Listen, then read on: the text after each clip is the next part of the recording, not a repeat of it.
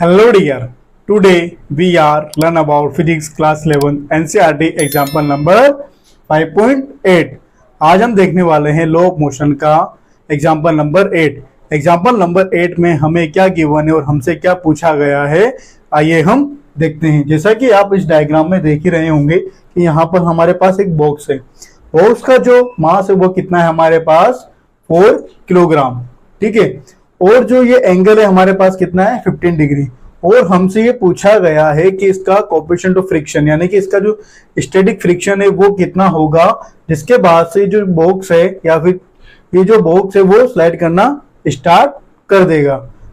इस एग्जांपल में हमसे पूछा गया है कि हमारे पास ये बॉक्स है जो कहां पर है अभी हॉरिजॉन्टल प्लेन में है, ठीक है।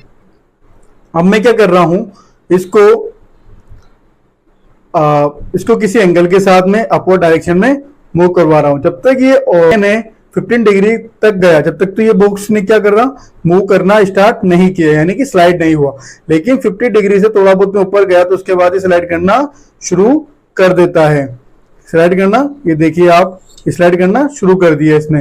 तो हमें यही इसका स्टैटिक फ्रिक्शन फाइंड करना है कि इसका स्टैटिक फ्रिक्शन क्या होगा। आपको यहां पर दिख रहा होगा एक क्या है मास, यानी कि बॉक्स अभी कहां पर है रेस्ट में, ठीक है।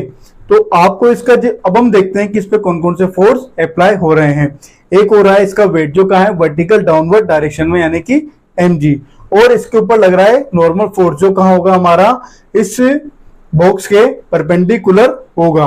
तो ये कहां पर है परपेंडिकुलर होगा नॉर्मल, ठीक है। और आपको दिख रहा होगा कि यहाँ पर क्या है हमारे पास स्टैटिक फ्रिक्शन, क्योंकि जो बॉक्स है वो कहां होगा स्लाइड नीचे की तरफ होगा। तो इसका जो स्टैटिक फ्रिक्शन है इसको क्या करेगा अपोज करेगा, यानी कि इसके अपोजिट डायरेक्शन में होगा। और अब हम देख लेते हैं कि जो वेट है हमारे पास इसका कोएफिशिएंट क्या क्या होंगे। तो कोएफिशिएंट एक तो होगा हमारे पास mg sin थीटा और एक होगा हमारे पास mg cos थीटा। तो अब आपने देखा होगा जो एंगल है ये कितना है थीटा, तो यहां पर भी हमारा जो एंगल होता है वो कितना होगा 90 डिग्री का। और जो हमारे जिस डायरेक्शन में थीटा होता है वहीं पर ही हमारा क्या होता है mg cos थीटा। और जो दूसरा जो इसका कोएफिशिएंट होगा वो कितना होगा हमारे पास mg sin थीटा। तो हम इसको सोल्व कर लेते हैं। हमारे mg cos थीटा को कौन बैलेंस कर रहा है, इसका नॉर्मल फोर्स। तो mg cos theta equal to normal, that's clear. तो हमारे लिए क्या हो जाएगा इसका इक्वेशन नंबर 1। और आप देखिए mg sin थीटा को कौन बैलेंस कर रहा है, इसका frictional force. mg sin theta equal to frictional force, ये क्या होगा इसकी सेकेंड इक्वेशन। अब हम क्या करते हैं division of equation second and equation first,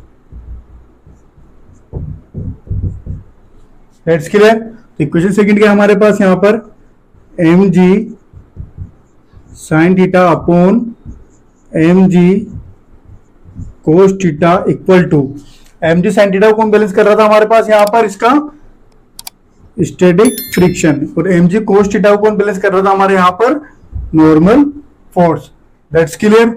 तो mg से mg cancel, sin theta upon cos theta क्या होता है हमारे पास tan theta.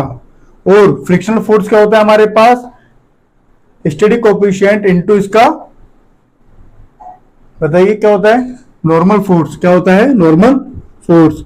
Static friction into normal force upon normal force.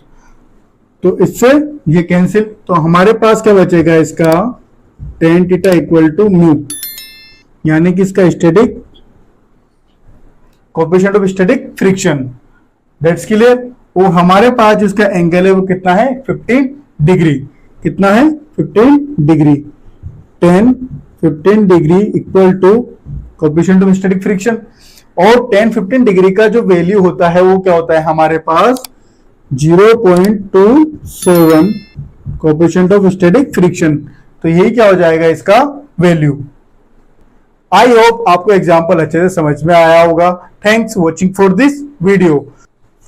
अगर आपको हमारी वीडियो अच्छी लगी हो तो प्लीज हमारी वीडियो को लाइक, कमेंट और शेयर करते रहिए, जिससे आपको एनसीईआरटी के और एग्जाम्पल अच्छे से अच्छे मिलते रहेंगे।